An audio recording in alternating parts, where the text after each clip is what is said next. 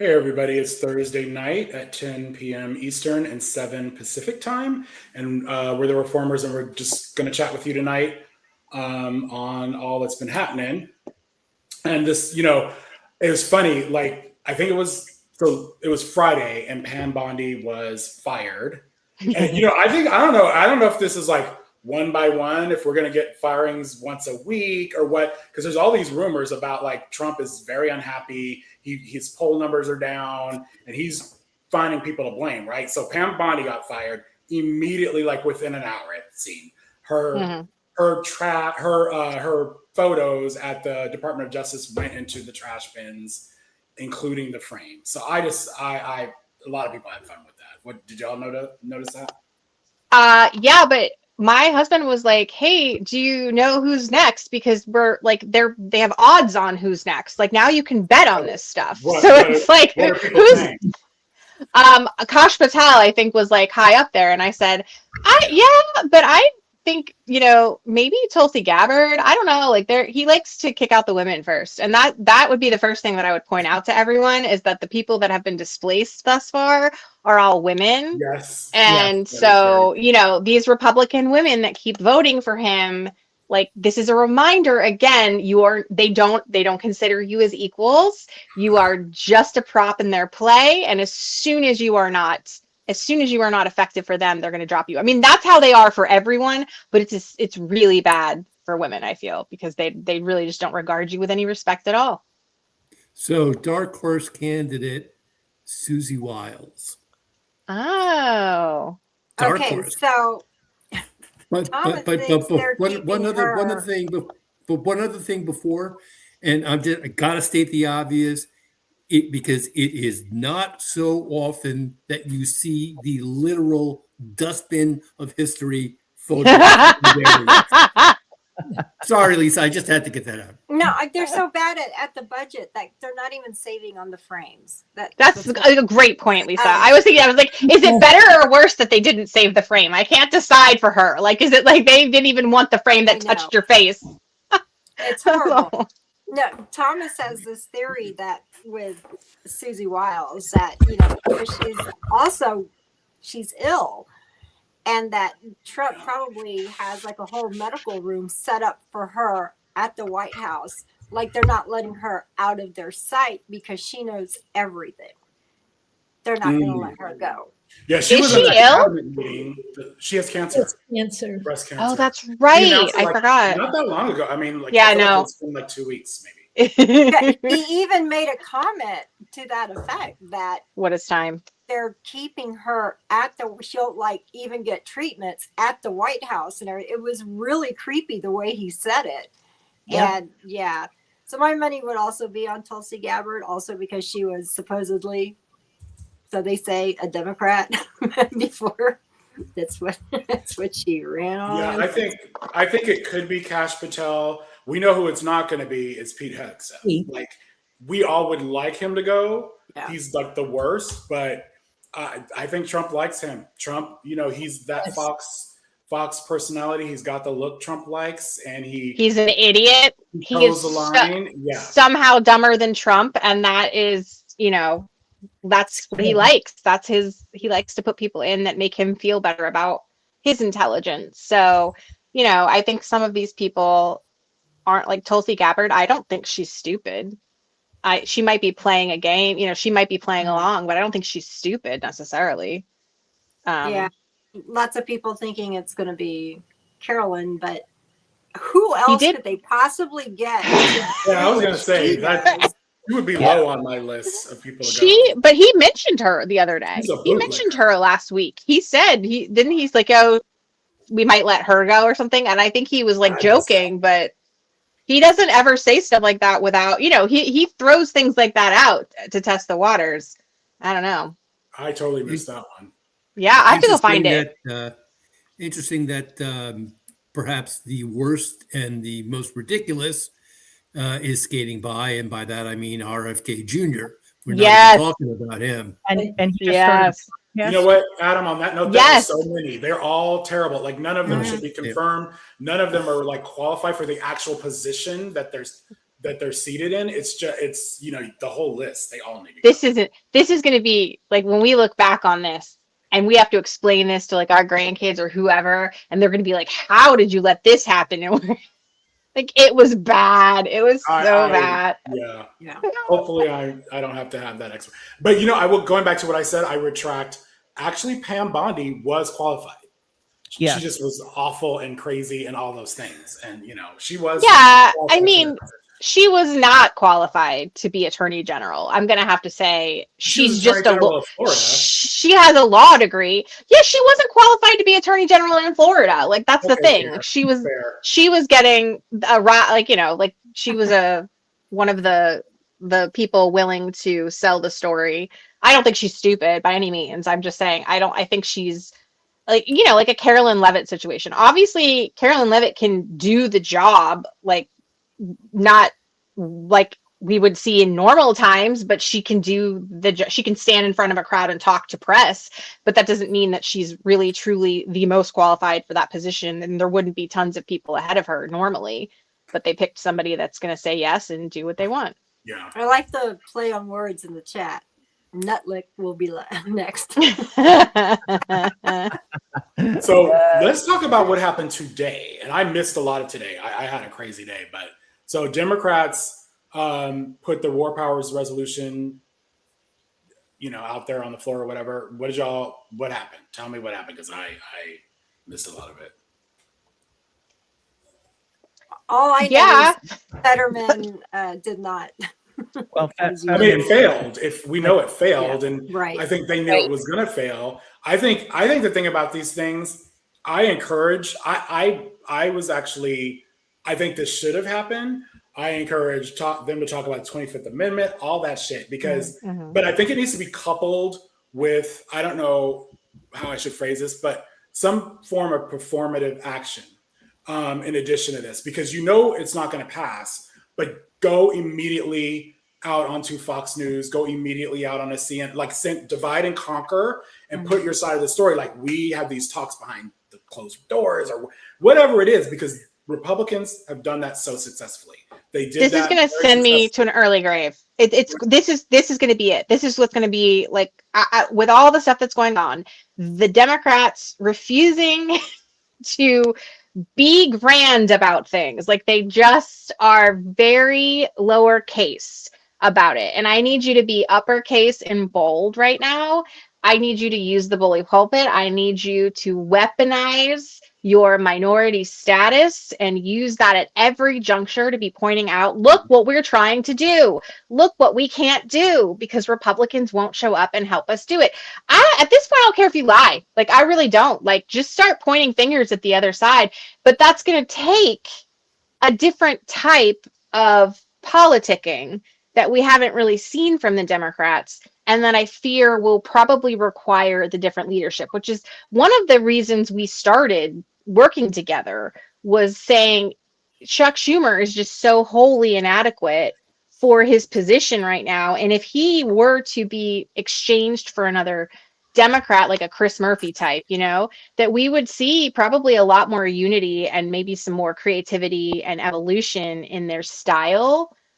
But you know, there's no one way. People are like, well, what would you have them do? There's a lot of things.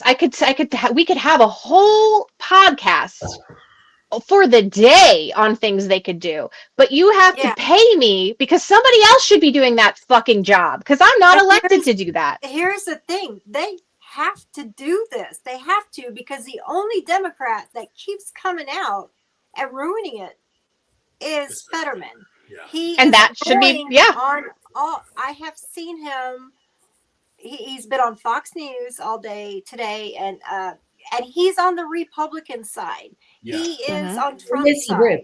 He cannot praise Trump enough, and how doing right by Israel is the only way to do this. He stands by Trump and his decisions going forward with this war, and like everything he's saying is completely the opposite of what we stand for. And so if Jeffries doesn't get out there, or Murphy, You know, it can't be enough to just tweet things. They I have to get out ahead of Fetterman because Fetterman is the only one talking.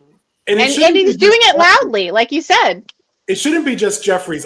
Here's an example. It's not apples to apples, but remember, was it 2 weeks ago? Because we covered this on one of our Thursday talks. But the oversight committee, remember they had that back room meeting with, or it was supposed to be like a deposition, but it really wasn't, with Pam Bondi, and it went off the rails. They left the committee, they left the meeting, and went straight on MS Now. I assume they went on CNN or wherever, and they were like, "This is what happened. This is Exactly. And remember, Summer Lee was like, and he told me to stop bitching, and all this stuff.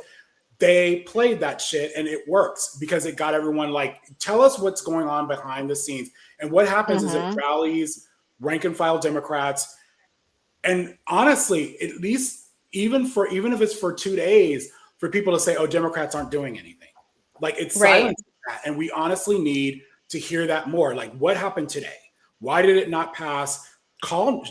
These aren't your friends. Call names. Like, like, we're decorum. No, like, enough of that. Well, and just, I mean, you heard what I said to you earlier when I was talking about this, that the Democrats have to show that they can unify ahead of all of this together, because at the end of the day, even more people talk about the media being conservative bias, right? Like the owners are these conservative billionaires, and they're the ones that won't let the liberal bias play. You know what it is? At the end of the day, it's money. Capitalism rules the day, and the Republicans do a fantastic job of getting in front of the cameras and go, "Look at me," and like they make big statements that oftentimes are lies, and that is harder. But the Democrats could absolutely do what they did, like in the instance that Chris just mentioned, and make it much more of a performative situation, whether we like it or not. That's where we are with politics. People's attention spans are 3 to 5 seconds when you're scrolling through videos. Like, how do we get people to pay attention to politics? Nobody's sitting down with a newspaper like it's 1950 anymore. Now you have to get people's attention. And so a lot of these Democrats that are story Democrats didn't get elected in this environment, weren't ready for this type of politics. So they either need to evolve very quickly or start practicing, or they need to be replaced by people who are willing to get in front of the camera and do some of these more, like, extravagant overtures. And it doesn't even necessarily have to be the same people talking, even if they just show up as a body, like as a group, and then a few people do the talking, right? There's a lot of ways to, like Lisa said, get in front of Fetterman, because they are much big. He's one person, and they can unify together and show, well, unfortunately, our colleague isn't acting like a Democrat, and we can't do anything about that. So here's what we can do for. He's trending on X right now. Fetterman is, and I don't mean to say just Jeffries. He was the one who came to mind. But yeah, we need our Democratic, leaders, all of them, to come out and get ahead of this. We can't just have Fetterman being the one talking as if he is the spokesperson for the Democratic Party. Yeah. And they don't even have to be nasty about it. They can just be like, "Hey, you know what? We're not we don't agree. And here we are trying to do this. Like, he's doing that, but we're over here trying to get you all free healthcare, or trying to get you out of a war, or whatever it is that we're trying to do that day." And we can't do that because we're constrained by the fact that we're the minority party. And Virginia is a great example of what happens when the majority comes into play. And I was talking about this today on my socials. Like, part of the reason Republicans are so mad about Abigail Spanberger is because she's making them look bad. She's embarrassing them because she's getting all of this legislation with the Democrats passed that's helping people, like all this affordable legislation, like increasing the minimum wage and like family and medical leave, like all of these things that the Republicans don't want done. And meanwhile, they're controlling all three branches. And what are they doing? They're destroying our country. They're not getting anything done for the people. They're entering into illegal wars. And anyway, so I think the Democrats on this vote, for me, I'm not mad at this. Like, I'm mad that there wasn't something else coordinating with it, with a big exclamation point going, "Look at what the Republicans have done again." Anyway, I think overall these things need to happen, and they need to happen regularly. They got to get comfortable with it. Yeah, 100%. Okay, so also today, I don't think anyone saw this coming. Melania's let's play a little video of that. The lies linking me with the disgraceful Jeffrey Epstein need to end today.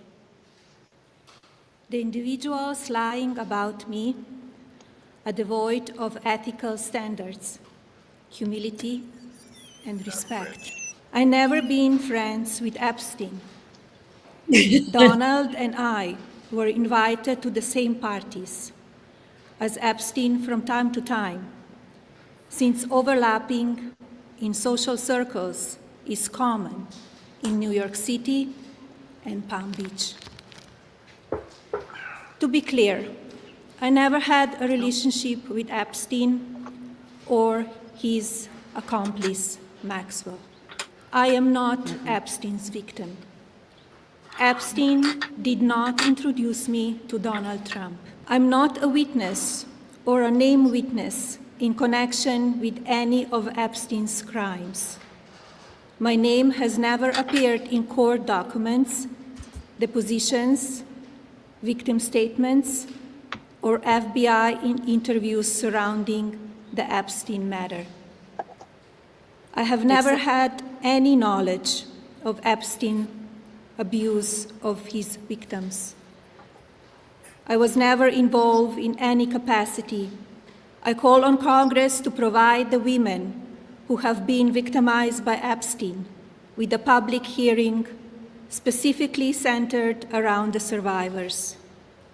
Give these victims their opportunity to testify under oath in front of Congress with the power of sworn testimony. Each and every woman should have her day to tell her story in public if she wishes, and then her testimony should be permanently entered into the congressional record. Then, and only then, we will have the truth. So there's so Girl, much. what do you mean? That, but I just feel like Roll the tape. I did not say. Yeah, I mean, yes, women, the survivors should be allowed to testify and tell their story. We've already been hearing their stories, but like, does Donald agree with that? I mean, I'm just like, is your husband? Yes, on board? because I thought this was weird. I didn't. It's a way to shift. The victims or the survivors wrote a statement, and in the statement, just to paraphrase, they're basically saying this is shifting the burden of responsibility onto the survivors, right? And it's also deflecting away from Pam Bondi and all of the other things. It's a once again, they are weaponizing their control over these survivors, and it's gross. Like I am the more I think about it, the more mad I get, because I'm like, girl, what do you fucking mean? Your husband has millions of files he could turn over to so that these people don't have to go through this, right? Like, why are you making victims have to come out and do this when we have a lot of documentation that can save them that they can save them that amount of time? I don't know that he knew she was going to do this. No, Casey, didn't you hear? Todd Blanche the other day said they turned over everything. Liar. Everything. What? Liar. Believe the acting attorney general of the. Oh, wait a minute. I mean, according to stuff that. So these women can testify, and they could say God knows what. So, like, this is okay with the Trump administration? I just don't. Like, something is happening. Something is going on. 100%. What was really news telling coming out, like just in the last 20 minutes, that the White House is in panic mode. They did not know she was going to hold this presser out of nowhere and do this. I heard that this he is did the last thing that they wanted coming to this. They had a war to prevent. But they made the announcement, though. The White House did make the announcement, right? Like, yeah. But so, I don't think somebody knew. And here's the other thing: you could tell. I felt like, well, we obviously know she didn't write that speech, but I also feel like that was the very first time she read it. So if you listen to the entire speech, did Michelle Obama write that speech? There are several There are several words that she doesn't even come close to what the word actually was. Sorry. And look, first of all, I do not speak 2 languages. I will put that out there. But the idea that after you're married to him for almost 30 years now, where America is your home and English in theory is something you've spoken for 30 years. If you are reading that speech, you come across those words, and even if you stumble on them, you stop yourself and you re-say the word correctly. So like documents. that says to me that this was the absolute first time she was reading it, and that this was done in haste.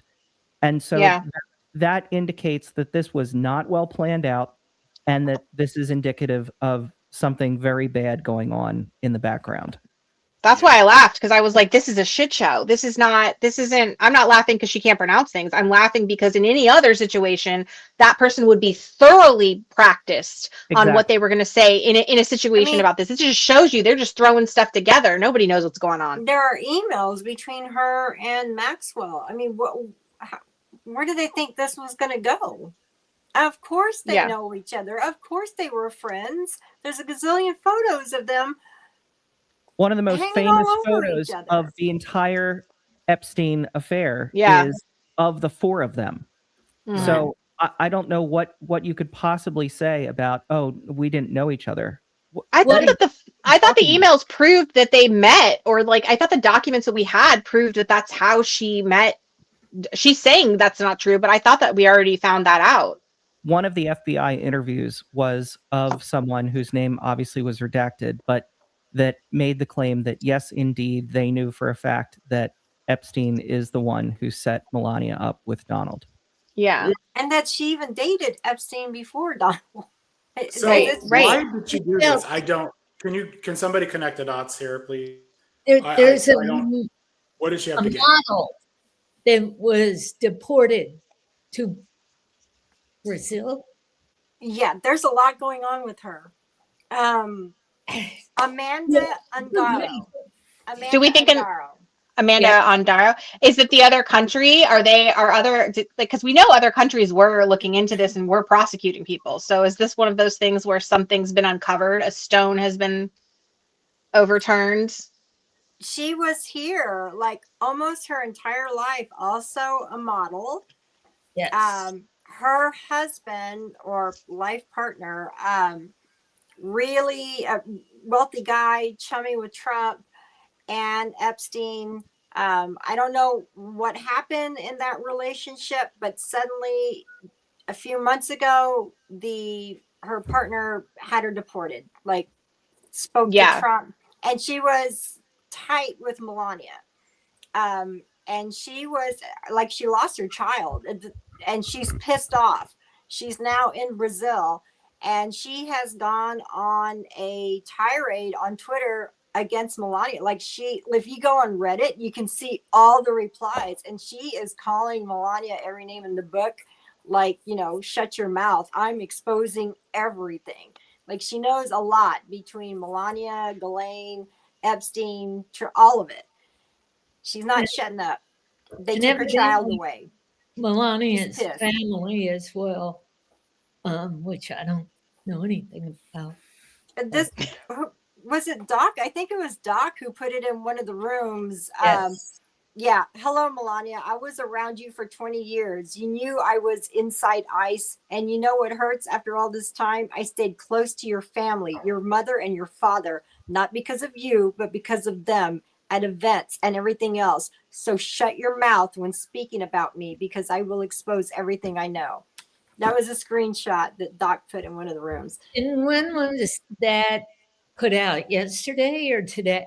He posted it today. Today. And there's so much more. I went down the Reddit rabbit hole. Oh my gosh, there's so much more. Gotta love the Reddit. Yeah, I couldn't do it. Not after. Damn, I wish I didn't have to do a job during the day for some days. Yeah. I couldn't take it after my wife fell off the dinghy thing. I was like, no, it's too much. The what? The dinghy. His wife fell off the dinghy. Oh, no, I did not know. Oh, yeah. Yeah, that's like a whole story. As soon as I heard that a woman fell off a boat, I was like, is her husband there? Because I'm sure. And then his husband, he eventually got arrested. So What did I say? Yeah, don't mess with, with the woman's scorn. Making her lose her child. Mm-mm. That's wild. So the other thing that happened after our live, and it was Friday, so the day after, a plane was shot down, or maybe it was Thursday late or whatever, but one of our fighter jets was shot down, and they rescued one, right? And then the other one was missing for a few days, and it was just crazy. But look, watch this video. No Air Force. They've got no anti-air traffic, anything. They have no systems of control. We're just riding free range over that country. Also heard from Iran's parliamentary speaker on social media, really ridiculing the US, saying that after defeating Iran 37 times in a row, this brilliant no strategy war they started has now been downgraded from regime change to, hey, can anyone find our pilots, please? Wow, what incredible progress, absolute geniuses. So clearly a lot of ridicule there from the Iranians. So, I mean, I think this war, like, what are we getting out of this? Like Trump has changed his story a bunch of times. The Strait is in Iranian control, and it wasn't before. But like the plane goes down, they did a great job rescuing. Because I don't know what y'all thought, but I was like, they're not going to find that other pilot. I mean, he's Right. behind enemy lines. What we're getting out of this is humiliated. That's what we're getting out of this. Yeah, that's it. Yeah. I mean, That's it. Iran has attacked other nations in the Middle East willy-nilly. There's been no regime change. Every time Trump has said that we've obliterated or decimated or destroyed their ability to do anything, they launch missiles. They still have the uranium. And now the formerly free Strait of Hormuz is being controlled. And even today in a Truth Social post this evening, Trump acknowledged that Iran controls the Strait of Hormuz. Yeah. I mean, It's true. so our military has performed spectacularly. Great. By the way, we've also depleted our weapon supply very much. So, now that Trump is going to Congress for a budget for $1.5 trillion, about a 50% increase in the last military budget. Now you know why. Yes. But, I mean, there has been no tangible gain for us other than, we bombed a lot of Iranian battle sites and killed a couple of thousand people, most of which were civilians and a bunch of schoolgirls. Yeah. I don't see what else we've done. Well, the No. embarrassment part is reposted a post that Mark Hamill put out, and it was all cartoons that Iranians are making. Listen, Lego is sweating. Well, But they haven't put out a statement. Lego hasn't even put out a statement. What are they going to do? Iran has Americans reposting their propaganda now by the millions. That is humiliating for an American president and for the United States of America. But this is such a humiliating loss, surrender by an American president, because Iran's social media game is kind of brilliant. And they're putting these things out almost daily now, the Lego inspired videos. And I mean, Americans are retweeting, reposting and everything because they're fucking funny, man. And listen, the Democrats should take notice. True. Yeah, Right. And that's the thing. There's so much fun. There's so much there to take. And I'm like, hey, Democrats, look what Iran is doing. Like, you could get on this. They're calling him the pedophile president. no. They are saying it. Yeah, they are.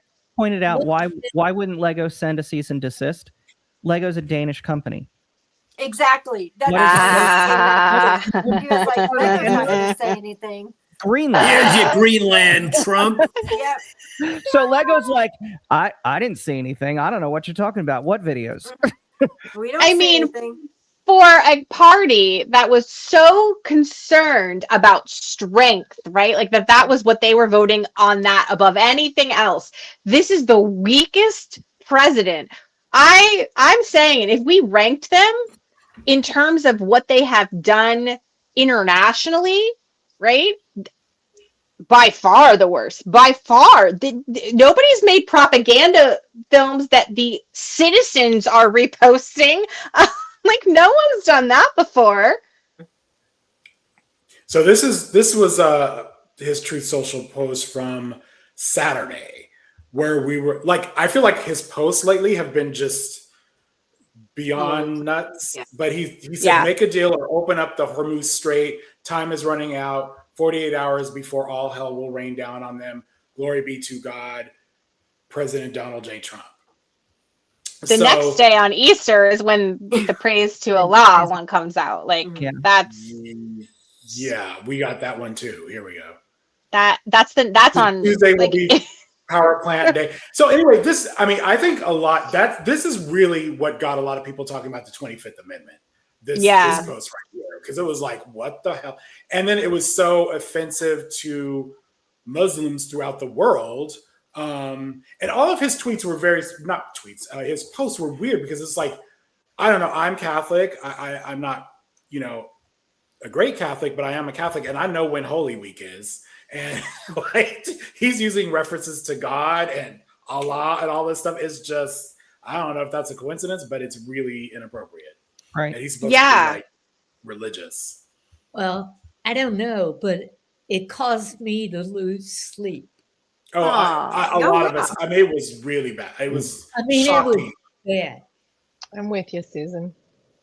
I was up anyway, but it was pretty terrible. Although I would like to say, why are we throwing 25th Amendment around instead of impeachment? And I recognize we've done the impeachment before, but in terms of like removing him from office, there's a clearer pathway through impeachment than there is 25th Amendment. And I just wish we could maybe start saying that more. I think you're right. I think take nothing off the table. I think it's good to talk about this, because the 25th Amendment, he's not well. This man is not a well human being mentally.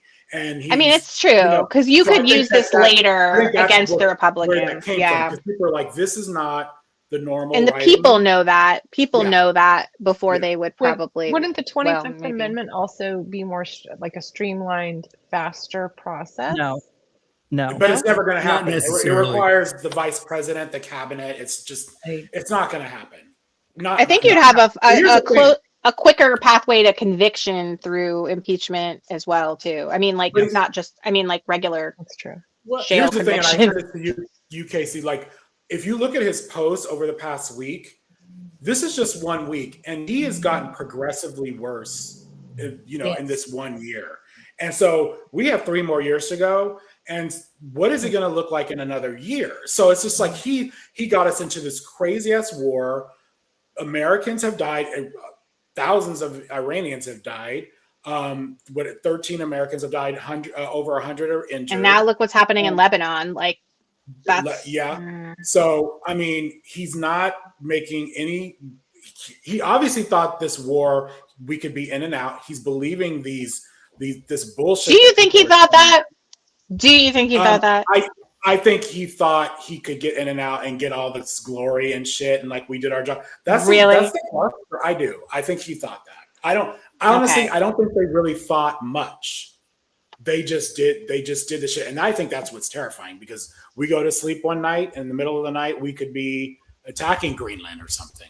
I don't think anything's off the table with this man. And I do think the 25th Amendment is appropriate to talk about. I just don't think it's going to happen. In terms of it's gotten to the point where my husband and I were leaving Fairfax today, which is close to DC, and we saw military helicopters flying over low, and I'm like, oh man, they're going to get him. They're going. Yeah. make that happen. But we do have them around us pretty regularly, like coming from Fort Belvoir. So I haven't heard them more so than normal. Just Oh my Yeah. God, they're everywhere here. We're just a few miles from Randolph Air Force Base, and oh God, they're just so low. Like everything is they're flying really over. low and loud, Yeah. and it's unnecessarily so, I feel like, but whatever. yes. I would like to say, I have talked about his cognitive decline before, and there absolutely is some.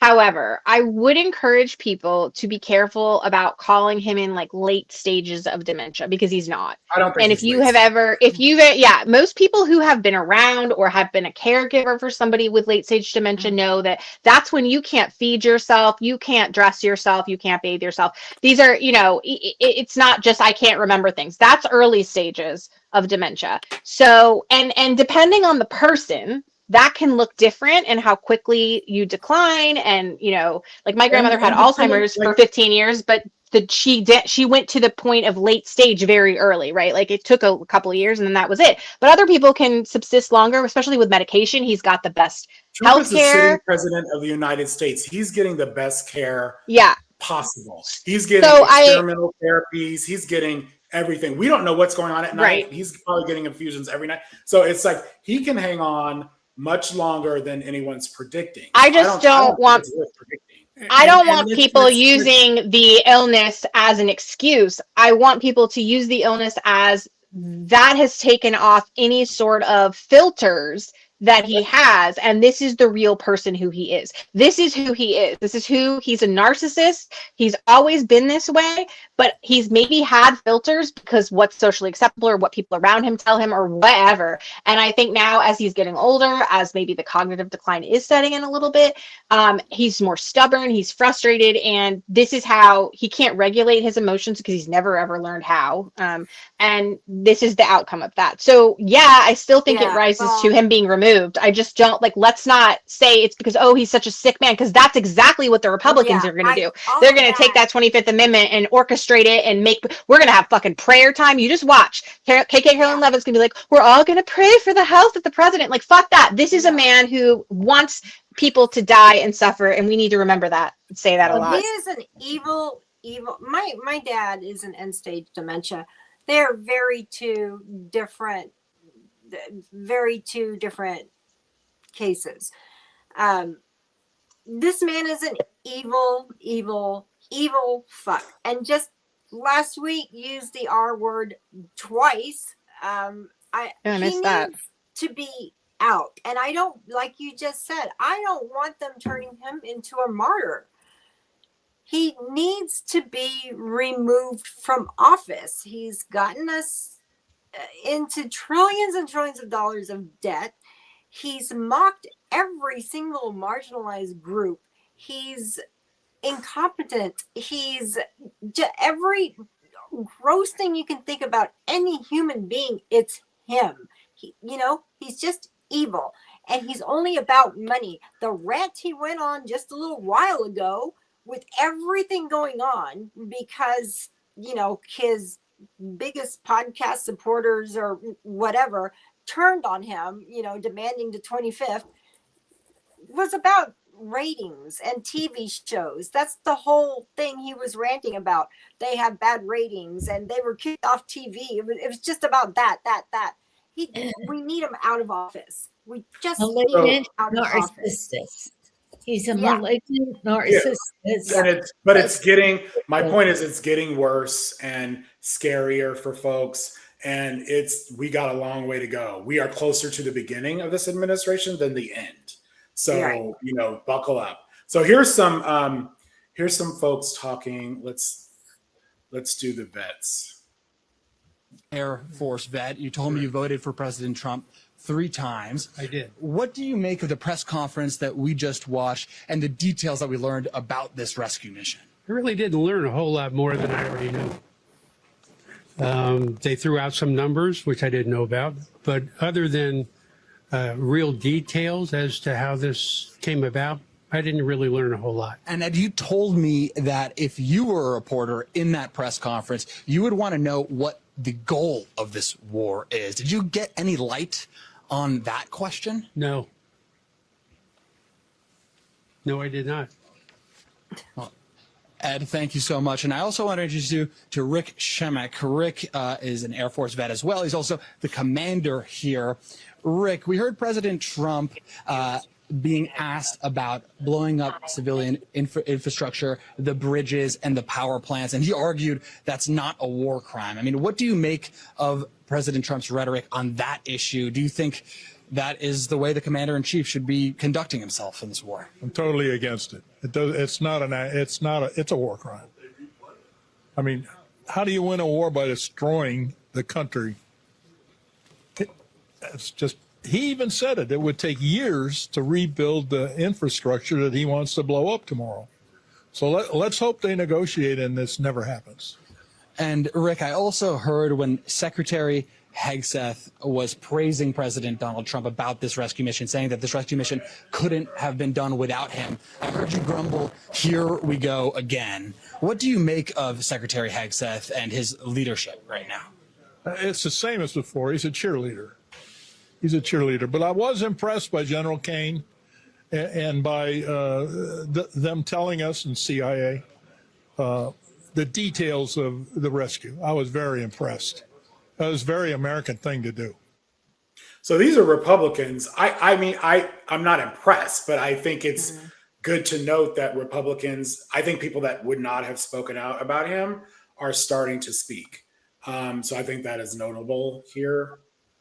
I mean, I'm glad you brought this up, Chris, because the talk of the bridges and the power plants and the destruction, along with that goes death and disease. And the disease spreads, and the water and the sewage, and all that is connected. Now, this is crazy. Let me just say that it was extremely sobering and monumentally disappointing to hear an American White House speak in terms of genocide. And even worse, with the almost universal support of his political party. I mean, he posted about literally wiping a civilization off the face of the earth. He used that word, civilization. I mean, correct. Yeah, correct. And this is supposed to be the antithesis of what we are. This is the exact opposite of what we did in World War II.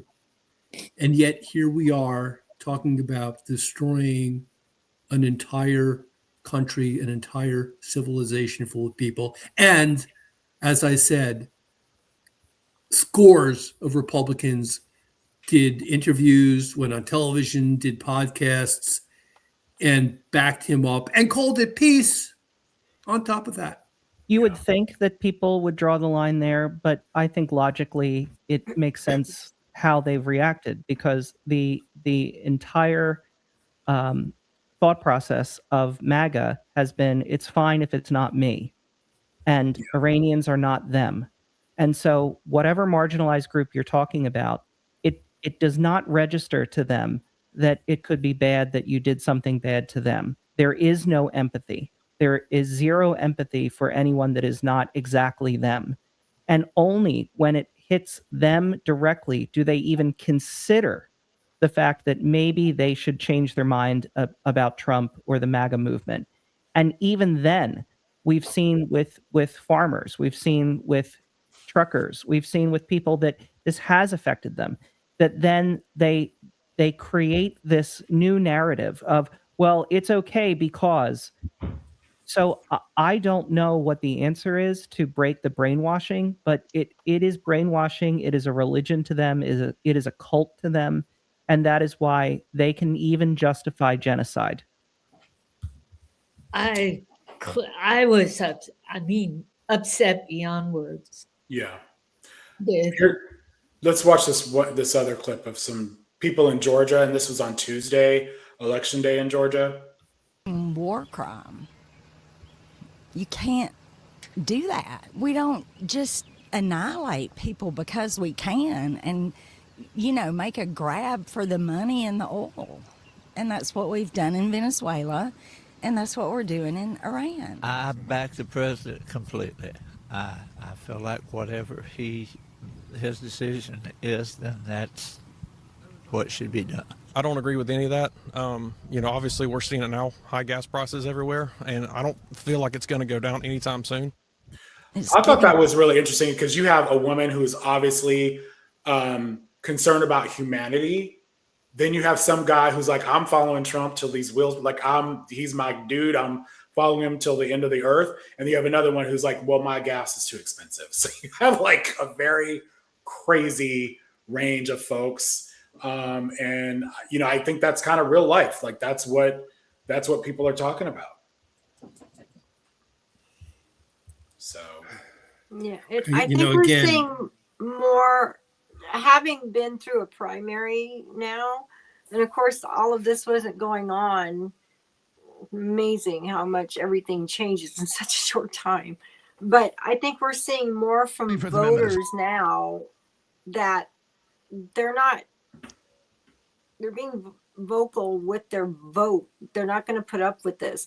What I will never understand is that we have an entire party that is going along with this. And I understand that they, if Trump goes down, they go down with him. They are compromised now. They have crossed the Rubicon. They've committed crimes. Some we don't know about yet. We'll learn about it. There's no saving them. And so they have to do what they got to do with him, because if he goes down, they go down. And that's that. So speaking of the 25th Amendment, the right, I think, have been starting to be vocal about it. So I think that's interesting. I think that's why I'm calling this out, because these are things, Alex Jones, he's talking about it. Tucker Carlson. The 25th Amendment's harder than impeachment. You have to get 2/3 of the House and 2/3 of the Senate. So what do we do? Tackle Trump and let him pretend he's president and publicly report that he's going through a health issue and Vance take over. It literally needs to be something like that. It's that bad. Come on. I did think that was happening today. But I don't think people understand the mechanics of the 25th Amendment and the fact that this would be a battle that is not any easier than impeachment and removal. That it's not just, first of all, it starts with Vance, and we had Vance just praising Trump and campaigning for Viktor Orban in Hungary. So Vance, for whatever reports have been coming out about Vance being against the Iranian war, we also had the report from the New York Times that came out that said he's sitting in the room as they're deciding this, and he and many of the others did not speak up against it, that they were kind of ambivalent. He and Rubio. Well, he almost hung his last vice president. So what I think Vance has presidential aspirations, and he's trying to make sure he has immediately you've got to understand that that's a non-starter. And then you go down the list of cabinet members and you think, okay, which of the cabinet members can you come up with the requisite number of cabinet members? And even if you could, you then have that being a letter sent to Congress, to the Speaker and the President pro tem, saying, hey, he can't be president anymore. Vance takes over, but then Trump immediately sends a letter saying, no, I'm fine. And then it has to go to a vote. So you end up right back where you started, and it's a higher bar of a vote, because at least 2/3 of the Senate and 2/3 of the House. At least the with 25th Amendment is a really tough nut.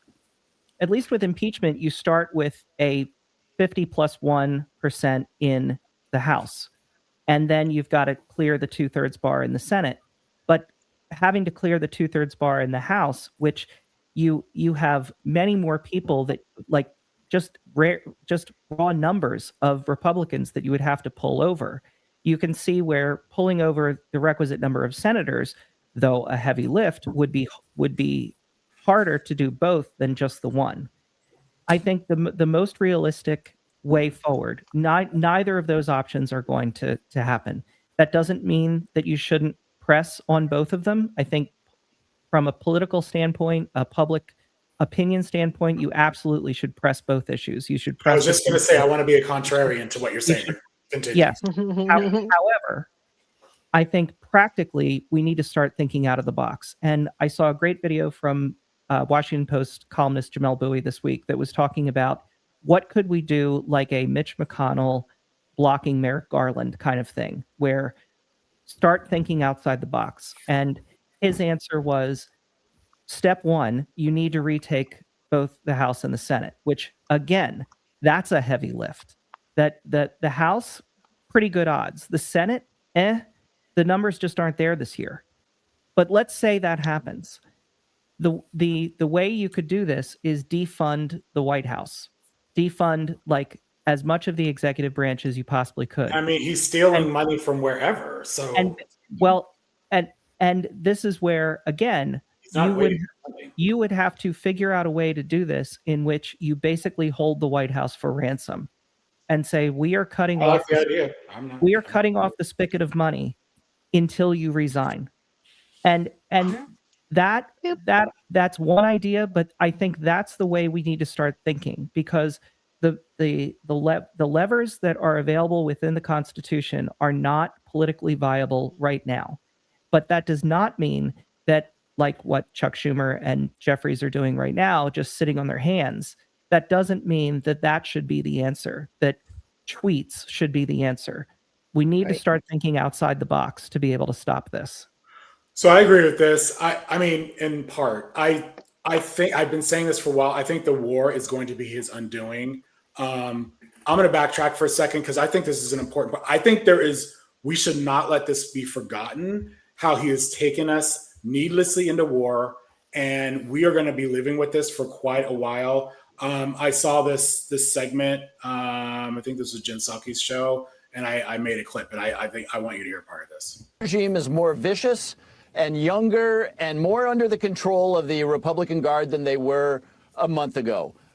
They have now demonstrated that they can survive the very worst that we can throw at them militarily, and not just survive, but put their hands around the neck of the global economy by stopping the flow of oil through the Strait of Hormuz. What's happening in Asia? In Asia, countries like the Philippines and Thailand and Malaysia, these countries that are essential to us as we think about China, are actually having to shut down their economies and do 4-day work weeks because they can't get energy. The Gulf states, our allies in the region, Bahrain, UAE, Dubai and stuff, these were countries that wanted to have Georgetown and art museums. And now, of course, they're in the middle of a smoking combat zone. And our European allies are saying, what the hell did you just do? By the way, Russians are selling oil like never before. And what are they doing with that oil money? They're using it against the Ukrainians and the very Ukrainians that we are begging for help to help us with the Iranian drones. I mean, as a strategic matter, this is a complete catastrophe. You posted that, and I thought this was so direct and so interesting. Iran has not only survived, but achieved strategic wins beyond their wildest dreams. Talk to us specifically about Iran's wins here. Obviously, control of the Strait and charging shipping companies, tolls or bribes, whatever you want to call them, is a part of it. Lay the rest of it out for us. What do you mean by that? Yeah, well, I mean, look, obviously they've suffered militarily very badly. Their navy's at the bottom of the ocean. They don't have a lot of missile launchers anymore, although they have enough to raise a lot of hell. They have a lot of drones. But the point is that, they took the very worst that we could give them militarily. But what if you're the regime, you said all I had to do here was survive. And now I promise you that there are going to be phone calls from the White House to Jerusalem to tell the Israeli prime minister to dial it back. So imagine if you're an Israeli. An Israeli is saying, now, wait a minute. They still have the uranium. Maybe they've got even more motivation than they've ever had before to build a nuclear weapon to make sure that this never happens to them again. So if you're an Israeli, what the hell was achieved, right? And Imagine if you're an Iranian expat, right? And you left the country in 1979 when the Shah was overthrown, and Donald Trump told you that we were going to support a popular uprising and there was going to be a democracy and this hideous regime was going to be gone. And now the President of the United States is talking about a joint venture, a business deal with the Iranians to take money for boats to go through the Strait of Hormuz. Again, tell me who, other than Donald Trump, thinks that this was in any strategic way a good idea. By the way, the quote-unquote basis, the 10-point plan that the Iranians offered up, have you taken a look at that? That thing says the United States is going to pay us reparations. They're going to pay us reparations, and we're going to continue to control the Strait of Hormuz. So look, it's super clear what happened here, which is there was no strategy here. It was just Donald Trump said, oh my goodness, it is time to walk away from this thing. I mean, reparations, that deal, it's just a terrible deal. And I think Democrats need to just hammer this home every day, like what's going on with this war.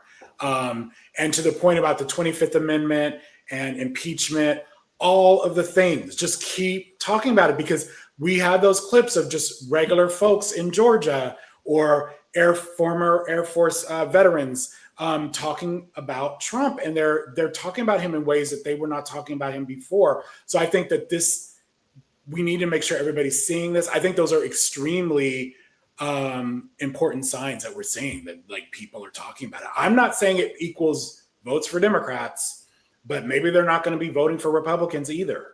And I think that's so important. I think the civics of this, whether we can impeach him, whether we can do the 25th Amendment, I think is less important than the fact that MAGA, those are definitely MAGA, like those podcasters that are talking about it.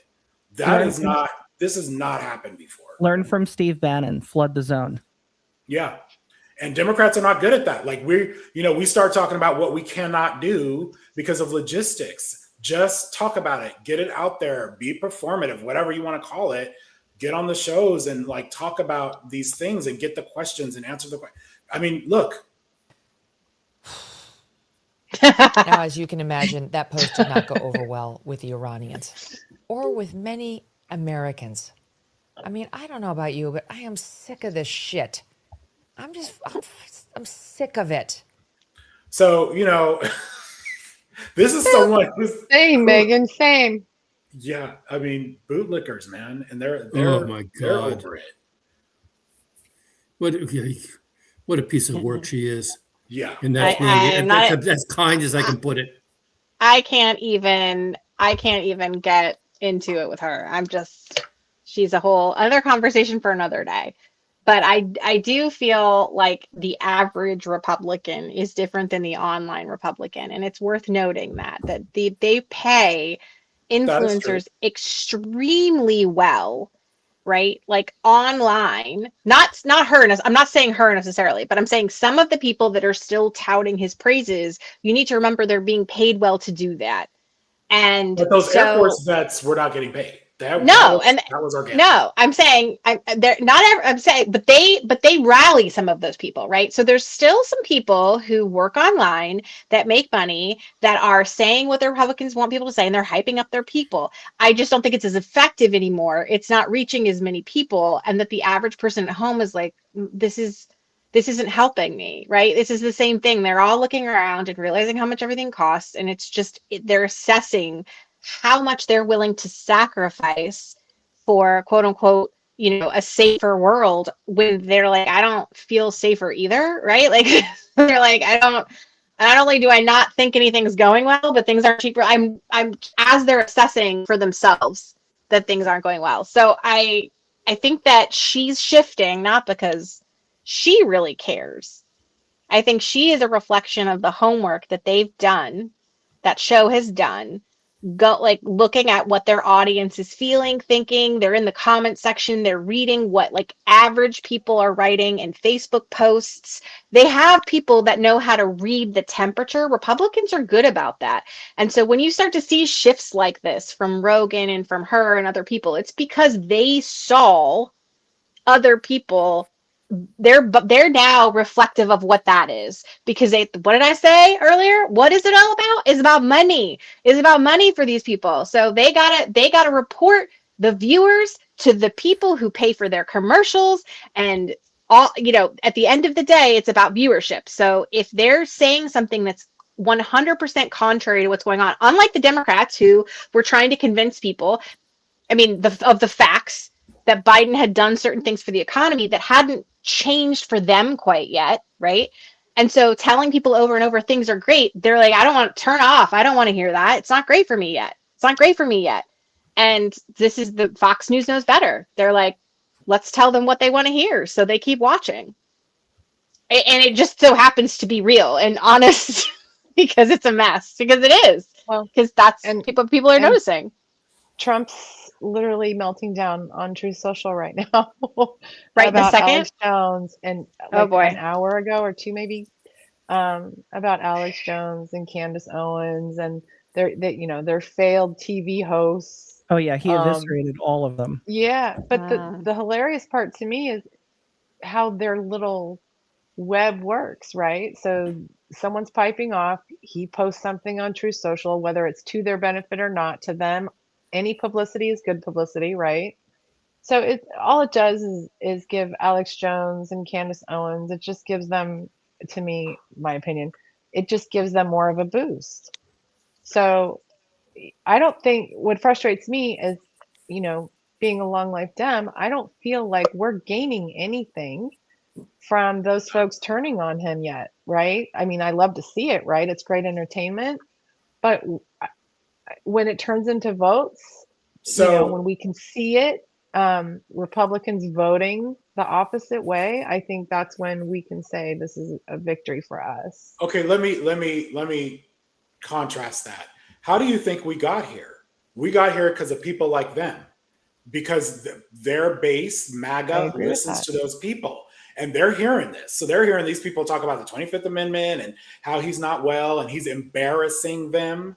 Right. They're hearing that shit. So I don't think of it as entertainment. I think of it as like it's the dam is breaking a little bit. Like, are the floodwaters?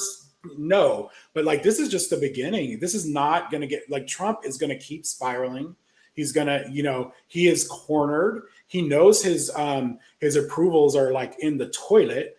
And here are the people that he used to like praise are talking shit about him, literally. Like, they are dragging his ass. And this is not sustainable.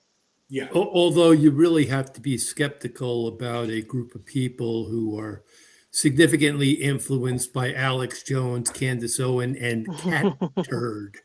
And that's my point. I don't know. I just feel like I don't think this is saving. We're dealing with a strange group of folks. It's never over until it's over. I think everything matters. I think these messages matter. It gets out to the public. I don't think this is the Democrats care. Like, maybe we're seeing it as entertainment, but I do think MAGA is hearing this stuff and they're like, maybe we're not so proud anymore. Maybe we're not so, they're hearing this shit. It all goes into the mix, right? Because, ever since Election Day in 2024, Democrats have been gaining momentum and overperforming and winning elections that they shouldn't win, which includes yesterday, was it, in Wisconsin, when they won the mayorship in Waukesha, and the landslide victory in the Wisconsin Supreme Court case. And I know that Sean Harris didn't win in Marjorie Taylor Greene's old seat, but I do believe he overperformed significantly.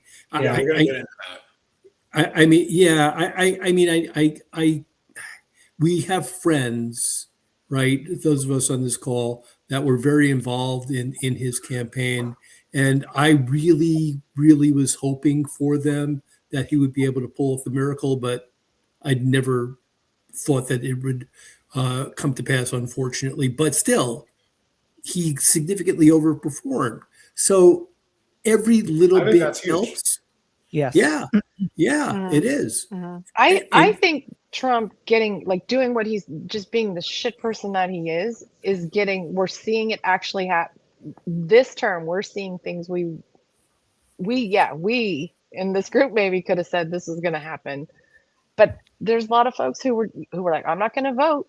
I'm not voting. Right? I can't vote for her. Fine with me.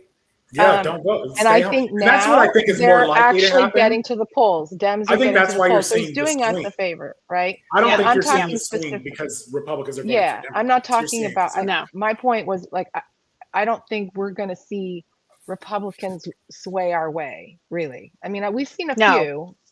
Yeah, I agree. don't think that they will. I don't see But like this. do you think that they'll the stay party home, coming to. Michelle? Do Yeah, you think they'll I stay do. home? I think I that mean, they I have will. a Yeah. lot of friends, I live in a rural area, a lot of ranchers, that kind of thing, and they're not happy at all. But they're also, saying, "But I'm not voting for the Dem." They won't vote for Democrat. They might, but It's they might just not reality. vote for that, like category or stay home or whatever. I think they're very. I hate to say this, because I hope I don't offend any of my friends if they're listening. But what I see happening is this: they think very short term, right? So it's like, well, I won't vote in the next election. They're not seeing it. The folks around me aren't seeing it as I need to show up every time. I need to vote. I need to be, I need to be smart about my vote. I need to vote for a Dem because I need to recorrect. They don't see it that way. They're like, I'm going to vote for the guy I like. And if there isn't a guy I like, I'm not voting. And I hate saying that out loud, but it's true. So And I think it's concerning. there's so much like in the right and MAGA, there's so much hatred for Dems and the branding of the Dems. Like Dems aren't popular even among Democrats. So right. like, if you look at right wingers, they're not. I would not expect them to bubble in, that vote for a Democrat. It's just not going to happen. They may go to the polls and vote for some other things, but the big ticket, like the Democrat, they're not. I don't see it. I think some of the Republicans, I think independents, yes, like a lot of Republicans left and became independents, but I think those Republicans that have stuck with Trump all this time, I just don't see it. But do we have any polls? Does anybody have any polls as far as like where the independents are right now? Somebody wants to Not today. Sorry. What about old guard, old Republicans, old school, like Rand Paul? I think they're dead. Well, sorry. he is alive. Rand Paul is alive. That's true. But he's more of a libertarian. So are you saying like the libertarian minded? He was starting to speak out more. I mean, I don't know. But yeah, like the John McCain's, the people who are like more traditional minded Republicans that didn't my father necessarily subscribe as much to the evangelical overtures of Heritage Foundation or whatever. Yes. Yeah. Where are they? They just come to the table. They won't vote for Democrats. They are so ideologically entrenched in the idea of being Republican. It's an identity that is very different for them. And it is, by the way, if anybody's interested in like voter behavior or political behavior, it is fascinating to look at. I mean, it's terrible for our country and like what a fucking shame. But I mean, it is amazing to look at how staunchly committed and loyal they are, even when their party absolutely abandons 98% of its values and ideologies. They still stick with them. The Democrats' base is much broader and way less outside of black voters who like consistently show up. That's about it. Like they don't have a base that they can rely on, which is interesting because black voters are the people that they usually fuck over the most. So that's like, again, I would like to say it's interesting how you right. It's so Chris mentioned this and Michelle wanted to talk about this. So we have JD Vance, face to face with Viktor Orban. So let's friendship between Hungary and the United States is very important to us. In part because we love the Hungarian people and this amazing nation and culture, but in part because the president loves you, and so do I, because you're such an important part of what has made Europe strong and prosperous. You're one of the true statesmen, I would say one of the only true statesmen in Europe, one of the few people who can talk to people from all over the world, can play the role of peacemaker, can play the role of economic statesmen. We have a lot of great economic relationships, trade relationships that we're going to talk about today, but most of all, I just appreciate Victor's friendship, because it is very rare you have somebody with his combination of diplomatic skill and wisdom. It's very, very important to us that we continue to keep this relationship ongoing, and I know you have an election in 5 or 6 days, and we wanted to come and say good luck. Thank you. That's what exactly we need. That's right. And I know we're going to talk to the media afterwards, I believe. So for now, thank you all. It's good to see you. Does somebody want to school us on Viktor Orban? Like, please. First of all, there's something That's like a job for Chris Q. Well, no, Michelle brought this clip, right? Yeah. I mean, Chris Michelle can has probably feelings. Say it more eloquently. That than man's I a can. Nazi. I'm going to just gonna sum say it up. plain. I'm going to sum it up. Trump has emulated what Orban did. Okay. Yeah. He's an authoritarian. He's a nationalist. He's anti-immigration. And I mean, like hardcore. We're seeing what tamped down sort of a democracy. replica of what he did. Take it from there, Chris. Thank you.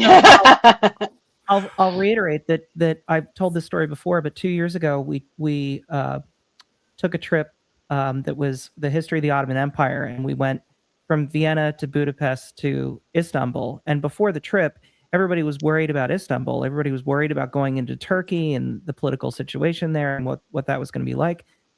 Going into Hungary was the one that ended up being scary, where we crossed the border, and here is a group of American tourists who we're not terrorists. We're not going to do anything. But we sat at an immigration stop point for about an hour, and we're told, okay, the bus will be armed guards will come onto the bus. They may empty everyone out of the bus. They may search everything on the bus. And we're thinking, what the? So that's kind of the political climate there for someone from the outside. Like that, there is a great Last Week Tonight with John Oliver that if you can search out clips from, that really does a deep dive into how Orban has very much consolidated power there and chipped away at democracy within Hungary. That he is the person that Trump is emulating. If you want to see the future, if you want to see what America will look like in a couple years, if we continue along this path, then look at Hungary, and that's what we will look like.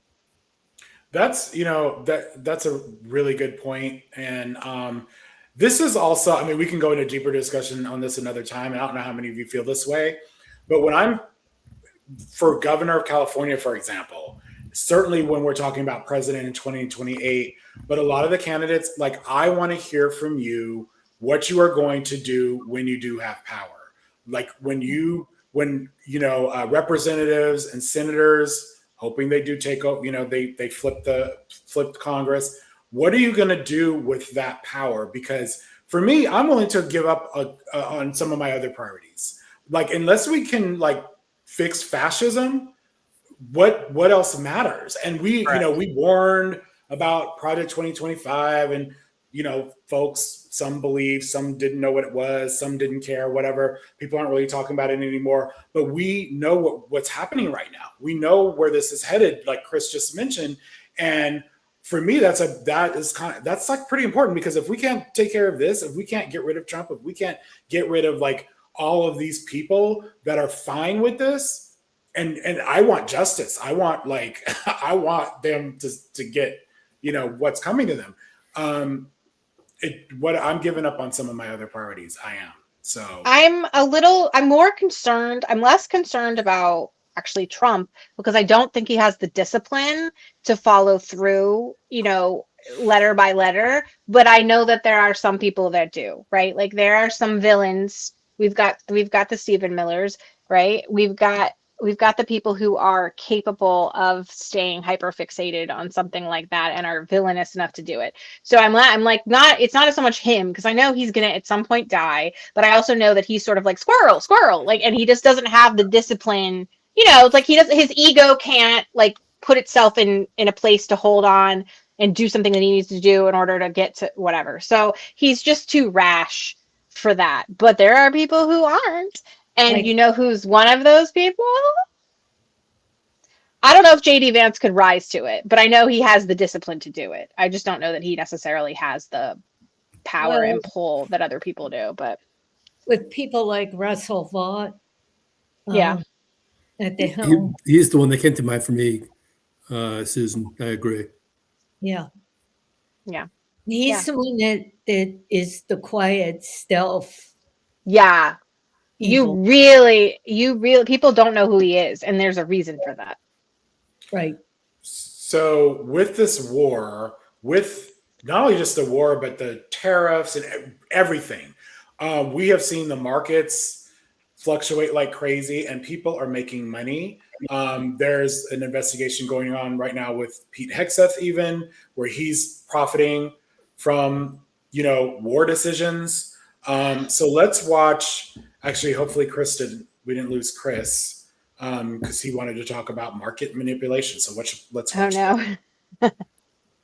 Most stunning reversal that I think we have ever seen in America. Oh, let me set this up. So basically, after Trump, everyone called him Taco or whatever, but after he was like, oh, never mind, we're not going to wipe out civilization in Iran, the markets went crazy. So that's, it became obvious that there was market manipulation. This is the most stunning reversal that I think we have ever seen in American politics. In about 10 hours, the president goes from threatening the annihilation of Iranian civilization to saying he's got an agreement that will bring about a golden age of peace in the Middle East. But look, the threat not only activated the Iranians to do something, it more importantly got the Pakistanis and the Chinese to in turn pressure the Iranians to agree to do something that they weren't willing to do before. But massive questions ahead. This is classic Trump negotiating technique. The question is, can you get from this deal that he's now done to something lasting, and will the deal sustain itself? And Rebecca pointed out, so much of this is about the Straits of Hormuz and whether or not Iran is going to be in control, the United States is going to be in control, who's going to pay, whether it's really going to be open. Yeah, look, this is the big question, and I did speak to the president just a short while ago. First of all, he believes that his threat is the only thing that made this happen. I asked him, are you going to be willing to allow the Iranians to charge a toll? They're talking about a $2 million for ship toll through the Strait of Hormuz. And he said to me, well, maybe it will be a joint venture. Maybe it'll be a U.S.-Iranian toll, and we'll each get a piece of it. I also asked him about something else that you heard Ian mention that the Iranians are saying, which is they maintain their right to enrich uranium. And he was adamant on this point. He said there will be no enrichment. But that was in the 10-point plan that he said is the framework. Well, he said is a starting point for negotiation, is a starting point. He says that it won't be in the final deal. But we'll see. These are huge questions. I mean, basically, that 10 points is what the Iranians were saying before the war started. Yeah. So we'll see if they're going to be Negotiations begin on Friday. So these fluctuations have been wild. Watch this one other clip, and then Chris, you talk on the other side. Manipulation on the market. So if you guys have not seen yet, we went up over 700 points right now in this Asia session. Now, if you guys don't know why, we know that Trump was pressuring Iran today to make a deal. And as you can see, they accepted the 2-week ceasefire proposal. Once that deal was made, we made this huge manipulation wick. So we got a very big data wick on the bottom right there. We are continuously expanding upwards. So we're definitely going to visit this on the bottom sooner or later. Chris. So I think this is a small story in the grand scheme of all of the corruption that this administration has had, but it does show where their priorities are, where if they're willing to do something like this, then there is no bottom. The limit does not exist. That on betting markets like Kalshi, there have been several instances with the with Maduro, with Iran, where there are accounts that pop up. They bet huge amounts of money on this thing happening that you could not possibly know was going to happen. They rake in tons of money, and then the accounts immediately disappear. And the unfortunate part about the betting markets is it's like Bitcoin. It's like specifically built so that nobody can know what the the person is behind it, unless the company is willing to divulge it. And so you'd have a very difficult time kind of investigating it without huge like congressional pressure on or regulation of these markets. And I think that this is something that has popped up so quickly, the whole idea of these betting markets, that not a lot of people even know they exist or how they function. And so this is new insider trading. This is a new way of profiting off of insider information, and absolutely needs some sort of regulation to stop it and some sort of investigation to see who within this administration are those accounts or friends of theirs or whomever that are profiting off of these actions.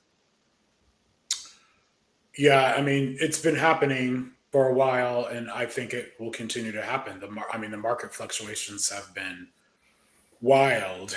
So, yeah. Exactly 1 year ago today, you guys, Trump announced his tariffs. And we watched him manipulate the market in real time, like live on air. And it happened frequently. It happened, right after that, continuously. So we talked about this before a few times on here, and I think we need to continue to educate people on this. There was a segment on Rachel Maddow where they were talking about Trump's plan to federalize elections, and that is actually active. So let's watch this. This is the warning that Senator Warner has just hoisted. Quote, Trump is trying to override our voting system. Oh, let's set this up. So Warner, I forget what committee he's on, but they get intel that we don't get. So this is him. This is actually his article. That's in the New York Times. So that's why I'm flagging this. Quote, foreign interference is no longer the most pressing danger to our elections. It's increasingly evident that the greatest threat now comes from inside our own government. For months, President Trump has made his intentions clear. He's called for the federal government to take over elections, impose national rules, and override state authority. Now we're beginning to see how he may plan to do this. Allies of Trump's working in coordination with people close to the White House have circulated a draft executive order that would declare a national emergency based on false claims of foreign interference in the 2020 election. That declaration would be used to unlock sweeping presidential powers over how Americans vote. The proposal would allow the federal government to bar widely used voting methods, including mail. It would force Americans to re-register to vote on short notice. It would require proof of citizenship. It would insert federal agencies into the voter verification process in novel ways. It would attempt to override the constitutional role of states in administering elections. Senator Warner says, quote, there is no legitimate basis for such an emergency. That is not the point. The point is that the Trump administration could manufacture an impression of an emergency, creating a pretext for intervention. So what do y'all think? I think I got to go back and read that article, because that is completely anathema to the Constitution. Yeah. So I don't see how he possibly gets away with that. But Mark Warner is a very experienced senator, so he must know something I don't. I think what he knows, what he's alerting everyone to, is that there is a plan. I don't think he's saying it's going to be successful, but the thing is, like, courts support Trump in a lot of cases. So it's just kind of like, I don't know. But I think to me, the big point is, like, they are going to be trying everything. And I keep saying this too, like, watch for ICE at polling places. They're going to be trying everything under the sun to try and prevent Democrats from taking over the House, or this, the House. I think for Senator Warner to say that, when he said it, I saw the interview and he looked a little panicked, like he doesn't normally look. Like, he's usually very composed and fine. I don't know. Yeah. Well, anyway, we have to keep an eye on that for sure. So let's move on to some better news. Please. Talking about exceeding Kamala Harris, the liberal candidate did, by 21 points. So we've been having these elections and Democrats are overperforming consistently.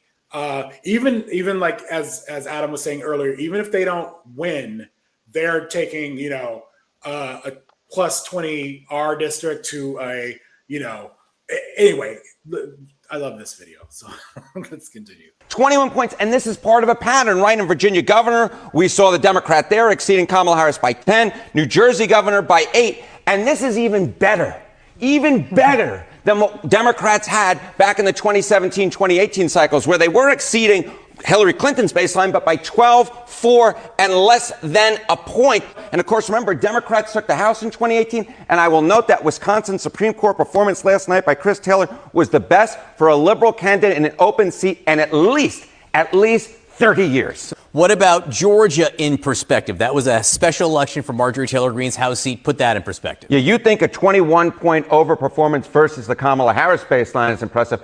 That ain't got nothing on what happened in Georgia. Look at this. Okay, again, putting this in perspective, 2025, 2026 U.S. House special elections. How much did the Democrats outrun Kamala Harris's baseline from 2024? Look at this. In Georgia, 25 percentage points. My goodness gracious, that beat all the other Dem overperformances, and they've overperformed in all of them. So we're even getting higher than the highest of heights. We're talking 13 in Tennessee, 7, 17 in Arizona, 7, 17 in Virginia, 11, 16 in Florida, 6, 23 in Florida, 1, and all of a sudden we're talking 25 points. The biggest Dem overperformance in a special congressional election since 2017, when Doug Jones won that Alabama special Senate election. Special elections and midterm results. When a party outperforms in special elections, why are we looking at these specials? It's because 5 out of 5 times since the 2005-2006 cycle, that party went on to win the U.S. House of Representatives. And Mr. Berman, I will note the Kalshi prediction markets really are taking these results and saying, oh my goodness gracious, because look at this. Chance Democrats win in 2026, both the House and Senate. On January 1, it was 29%, up like a rocket now, 51% that Democrats don't just win the House, but win the Senate as well. Yeah, that's the both thing right there, having a more than 50% chance to include.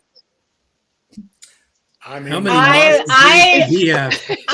love it when we get college football announcers like doing politics. I love that. Like that's a great crossover. Is he our new Kornacki? Because that was awesome.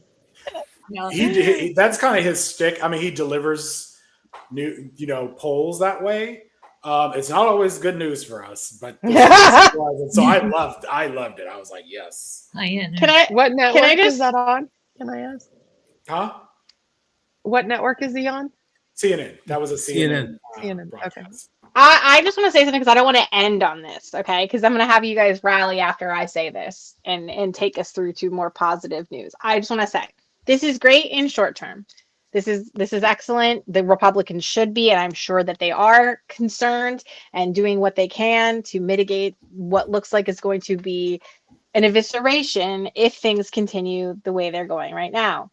2 things to think about. Number 1, when the Republicans get this desperate, where we're seeing numbers like this, or like where they're going to lose maybe some safe districts even, I just want to call attention to the fact that this is a party that's willing to do things. And I don't know, like hypothetically creating a fake assassination attempt, things like that, to deflect the news and unify their base. I think that this is an administration that already proves that they don't follow the Constitution. They don't follow what judges ask them to do. They step up to the line. Sometimes they come back from it. Like, they're just flirting with the idea of just either they're aggressively breaking the law or they're doing it in a way where they're weaponizing our laws against us. And they're very comfortable doing that is what I'm saying. So number 1, there's that, like just BOLO. Okay, like because we're going to see that. But 2, that I do think we're going to be okay going through the midterms. I don't know if we'll win the Senate. We'll see. But going into 2028, like as we've discussed on this many, many times. We did today and in previous nights. The Democrats have to make a change because people aren't enamored with them. This is not reflection of the Democrats doing well. This is a reflection of people hating authoritarian fascism. The pendulum always swings anyway when a party is in control, especially one that controls all three branches, but especially one that engages in wars that make people's gas prices go up and make people's groceries go up, whatever. So now this is a temporary blip, is what I'm trying to explain. And then if the Democrats get some control, which would be the worst scenario, to be honest, if they only get some, or they get all control and they don't do enough with it, then you're going to see in 2028 maybe not an outcome you would want to see. So I need us to be whole, like, this is great and we should take this and be very happy about it. But we should also channel it into more action and more pressure on your Democratic members. This isn't like getting online and yelling at them. That's not what I mean. I'm saying when you call their offices and speak to them, give them permission to do the things that are more avant-garde. Encourage them to unify, encourage them to ask Schumer to step down and have somebody else step in that's willing to unify, whatever you feel like saying, but just something that lets them know that you're like, I'm ready for you to do something big and different and more than what's happening. Now somebody do something happy, like make it all positive again. We were having a moment. I know. You couldn't let us have the moment. I don't want to end on mine. That's my point. Somebody else has to talk now and make it positive again. All right. Chris, go ahead, because I know that you were about to jump in. Chris, no, I was just going to say I love this kind of news because we don't hear about this very often. So I'm excited by it. I agree with Casey that, you know, one of my big fears is because I think even Republicans are accepting the fact that they are going to lose the House. The Senate is another story, but they're going to lose the House. And I just don't want to hear, oh, we did this from the DNC. You know, when that happens, I don't like.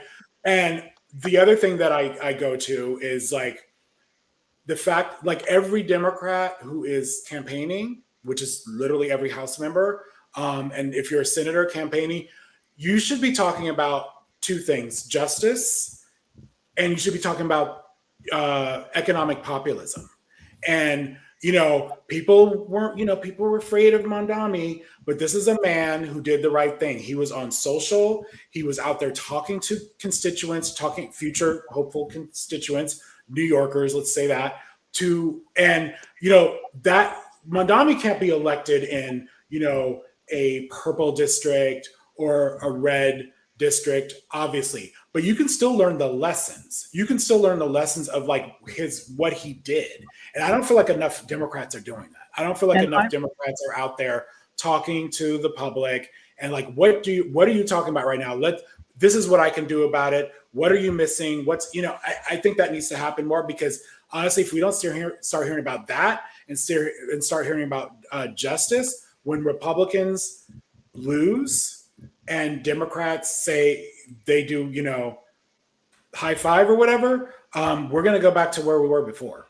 So. Learn the lesson from Mamdani for after you win too, because change that verb to present tense, how he is using social media right now. I know about his pothole program. I watched a video of him filling, you know, a pothole. I know about the universal child care program. You know, he is effectively using social media to say, and here's what we are doing, which again, makes it that you have people that are loyal to you, to your party, that feel good about being loyal and not just, well, I'm a Democrat, I guess I'll check the box. And it makes it that you win elections, not that you don't lose elections. I'm going to go a little bit further and attack Casey's point just a little bit. Because, you know, as we have said and as we have seen in every single election since 2024, Democrats have significantly overperformed or won. They've done it in Iowa. They've done it in Georgia. They've done it in Florida. I'm sorry, Casey, can you answer a question for me? Mm-hmm. What is the party of Donald Trump's current congressperson? Yeah.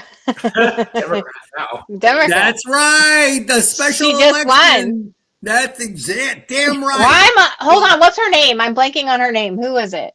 I don't remember what her name is off Hold the top on. of my head. I'll look it up. Keep going.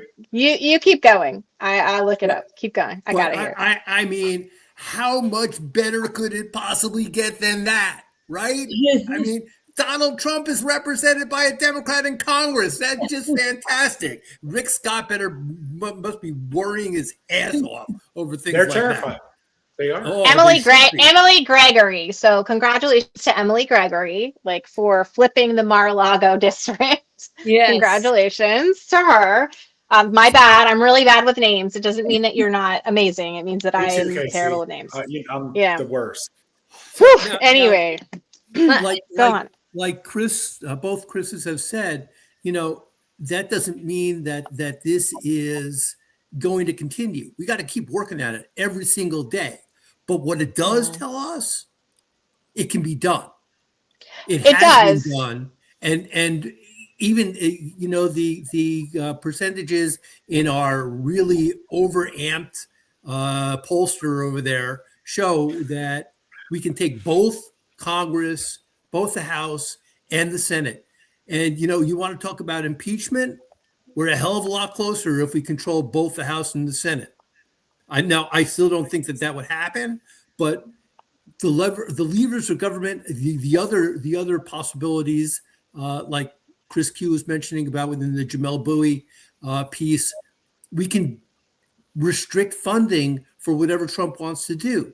We can investigate him. I mean, if we can grind his administration to a halt. This is all possible.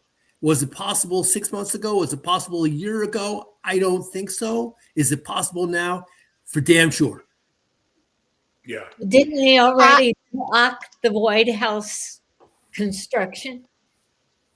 No, apparently not. Apparently they are going to still build a ballroom. I'm confused about that. I don't know what happened. Full transparency, I missed it, but I saw today that they were saying that the new East Wing or new ballroom was going to use foreign steel.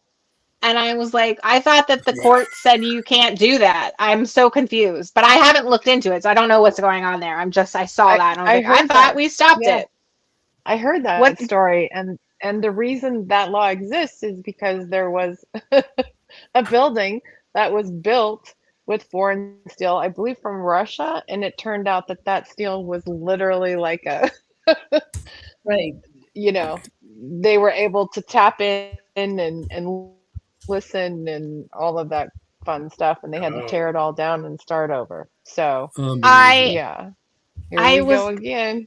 Well, we're talking about a man who does, and also that company got breaks, got tariff breaks. Yeah. And I agree with you all that I feel like we are moving in a good direction and that we should not take anything for granted at all. That's all I'm saying. Yeah, don't take anything for granted. I think this is why I don't trust the Republicans.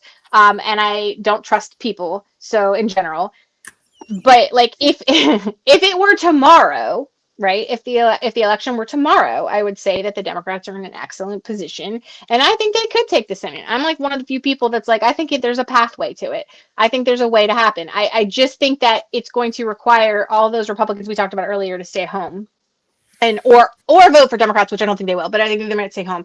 And it's going to have to encourage other people to show up, right? And this is where the argument that has been made since I was a child was everybody go vote. That's how we have been trying to get people to vote since. I don't know when they started to get out the vote campaigns, but as a child, they had them in my era. So I'm assuming they had them in other eras. I don't know. I would also like to say that we made a big fuss about this today online. They're starting the automatic draft, right? So that they're going to automatically enroll certain ages of men, 18, like when they turn 18, I guess, whatever, into a military draft. Now, previously you were forced to sign up if you wanted to go to college or like whatever. There were, ways that you had to sign up. There wasn't so much of a way around it, but now you're automatically entered into that. And the pushback to that should be, and what we said online, if you can automatically enroll people for a military draft, you can automatically enroll people to register to vote.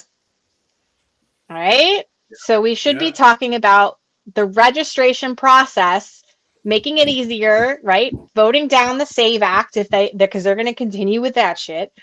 And making it more accessible for people to vote and for people to think that their vote does matter and their vote counts.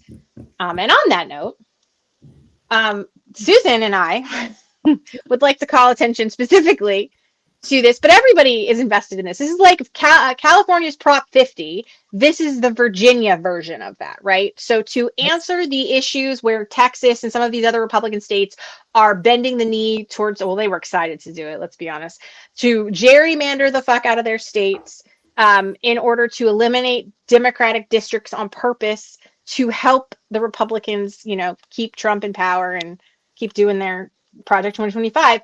So Virginia, because they now have Democrats in control of everything, they said, all right, bitches, we see that. And we raised you 10-1, shifting, I think it's 5 seats that were, either safe or like contested seats that the Republicans could win and have won. And so now it would be, again, not a certainty. It wouldn't be that Democrats necessarily do win the 10-1. It's just more like they're more favored to do so. And so we have an amendment coming up that gives people the power to the people to decide if we want to temporarily redistrict our seats in order to combat the Republican steal.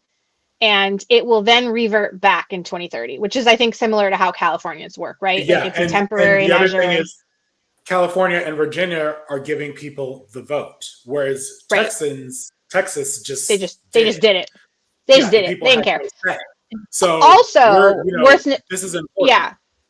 And to be very clear, your state delegates and senators aren't affected by this, right? So this is not like when people talk about, I'm going to lose my voice. Now, most of your Virginia government is being dealt with by these senators and delegates. They're going to be the same. So they're doing all that. This is just the people going to DC, right? And trying to stop things like illegal wars, right? So your gas prices don't go up and things like that. So you should vote yes, number one, but you should do so if you can in early voting. And I believe what's today? Tomorrow? Is it tomorrow? The 10th. Today's 9. Right. So tomorrow the additional centers open up so that you have more access to early voting centers. So you can start doing that. The last day to early vote is the 18th. And then you'll need to go to your primary precinct to do your, standard on the day, April the 21st. Don't miss it. Now, the problem with this, and I've done a lot of videos on this, so if you want, you can go to my YouTube channel or you can find them on any social, but I've talked a lot about the mailers, and I think I have a couple here. They are awful. When I tell you that they're using Obama, they're using civil rights imagery to try to confuse voters and make you believe that it's disenfranchising Black voter. It's not. It's the opposite of that. Literally the opposite. And so they have spent Peter Thiel, a PAC out of Iowa that the Koch brothers are connected to, and I've been doing research, and y'all don't know this yet because I haven't done the video on it, but a guy by the name of Christopher Marston, who's a lawyer that was in the Bush administration as a secretary assistant, and apparently was also was Michelle Bachmann's, I guess, campaign person. Lord. Yeah. So he also ran something called the Slap Hillary website. Do y'all remember that? I didn't even know about that, but apparently it was like a PAC with a game where you would slap her around. It was terrible. Anyway, so he was in charge of that. He's in this other PAC that's been sending all the text messages out as well, and they've gotten $15 million of dark money. We don't know where. I'm trying to track it down. We have no idea where it's coming from. It's just completely dark money from nonprofits that are poured into this PAC It's crazy, right? Anyway, so like they're cheating. Republicans are cheating intentionally because they know they can't afford to lose this. That's why they wanted Texas to gerrymander in the first place, is because they want to win, and they can't do it based on your votes at home. So they have to rig it. And this levels the playing field, but it's also, I would like you to think of it as a correction. Two wrongs can make a right. It's kind of like radiation therapy, yeah? It's targeted radiation to kill the cancer that is this authoritarian fascism. And that is my spiel on this. Please vote yes by April the 21st. Just vote yes. Mm-hmm. Well, and but talk to your friends about it specifically, because I think a lot of people are confused. Those that aren't politically active, maybe. So like check in with your neighbors, make sure they know to vote yes. I actually took this from a no, and I just redid it. So if you made the you had a no, hard time finding good ones from Democrats. So I did, and I would like to point that out. And actually, someone I just saw my threads is an animator who is from Virginia, but she's not here now. She lives somewhere else, but she's originally from here, and she volunteered to maybe help with some graphics. And I'm like, thank God, girl, because we are out here struggling. Or I just need some direction, because I'm learning and I'm happy to learn, but it's, it takes a long time to become proficient at something like that. You don't just pick it up one day and you're like, I'm a graphic designer. Like, they go to school for a reason. Like they study it. It's like an art, like in a craft anyway. So the Democrats are not putting the money in that the Republicans are, as usual. All these billionaires pouring this money into this, and that should make you also pause. Why are billionaires from Iowa and Massachusetts and all these other places, why are they all up in Virginia politics? Like, because they don't want Democrats to have power. So on that note, we're wrapping tonight, but we will have another live next Thursday right before. So I think that's still the week before the election. So I think we should talk about this again next Thursday, like what's going on, like maybe what we're hearing in the polling in Virginia, and anything Casey and Susan are seeing. Let's definitely be sure to like circle back on that, because this is important. And California, we voted yes on Prop 50, and I as a Californian, I really appreciate the fact that other states, like, we were looking for other states to do the same thing. Republicans started this shit under Trump's direction, I guess, or insistence. But Democrats need to answer, and we're doing it. So it's amazing how many people don't have a problem with what's going on in Virginia, but we're really quiet, or very in favor of what was happening in Texas. So consistency. All right, everybody. Be consistent. Thanks for tonight, and we will see you next Thursday at 10 Eastern, 7 Pacific. Thanks again. Thank you, guys. Thank you.